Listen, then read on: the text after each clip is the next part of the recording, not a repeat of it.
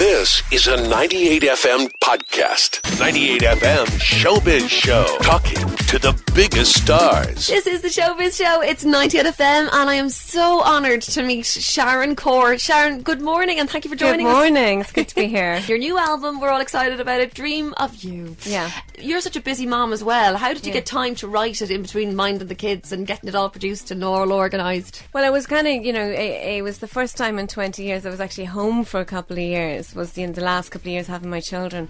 So it was a great opportunity to write. And when the Corrs came off the road, we came off because we needed to have, our own lives for a while and have marriages and children and do all the stuff you should be doing. Yeah. So, and it felt like a good time to do it. I just sort of continued writing, and then I kept writing, and I had a very inspirational couple of years having the two children, and they like mummy's songs. And Florrie says to me, "But mummy songs," when we get into the car and we're driving to school. She wants to hear mummy's songs. That's really Which cute. is a great compliment. It is. Yeah. You say you drive them to school. You're still very much involved in all the mom things. As much as I can. I mean, the last couple of weeks have been kind of hectic. I'm just back from Germany, and I've been doing radio promotion over there. I've been in the UK. I did Saturday Kitchen. I did lots of stuff. Yeah, it's a great show. It's great fun.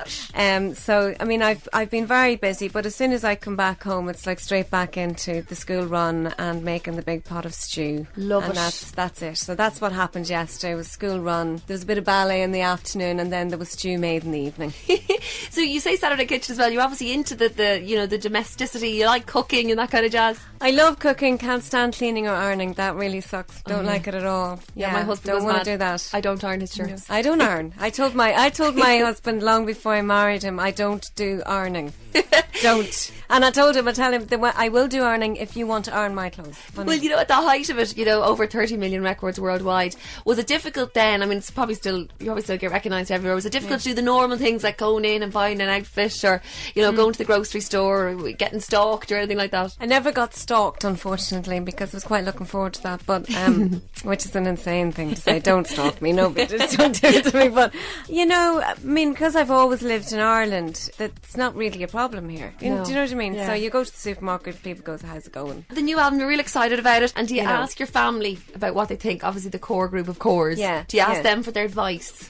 Yeah, I mean, certainly, Andrea did her own solo album, and she has said to me, it's a different world out there. At the height of the Corrs, there was a lot of money in the industry, and there was a lot of money in the world, and now we've hit sort of a recession, and it's a different industry, and it's harder to navigate and get plays and all that sort of thing. So, but then I've played the album to them all, and it's important to me that they like it, because they're my musical peers as well as being my siblings, so. Did you ever have any fights back in the day, cat fights? Or I know my sisters and I, when we were younger, we used to pull each other's hair out, but we never worked together. So, or do you miss the vibe of everyone together in the band, or was there moments where you're just like, "Oh, shut up"? Yeah. I mean, for us, it was really weird because you'd be having a fight and then you're stuck on a couch doing an interview pretending to like each other, But we do obviously love each other immensely, and I think the initial years, the early years, were a little difficult for us because you were sort of you sort of hit. We're making albums at a time when everybody really leaves home and they get away from their family, and we got immersed into sort of one identity being the Corrs, and that's at a time when you're usually exploring your own identity. You have to sort of be a little bit more careful about how you're abusing each other and all the rest. But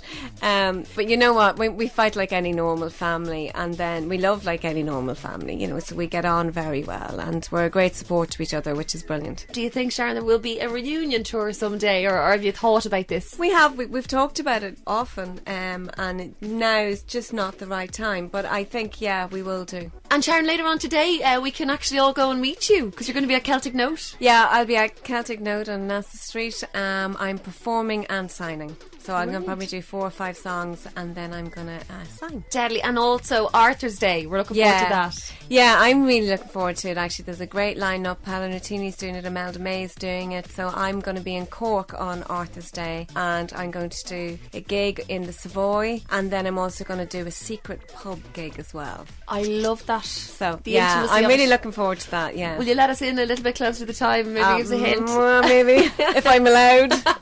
Thanks a million, Sharon. Pleasure pleasure to meet you. Thank you very much. That was me talking exclusively to Sharon Corr, and of course you are listening to the Showbiz Show with me, Siobhan O'Connor. This is 98 FM. You've been listening to a 98 FM podcast. Download more at 98fm.com.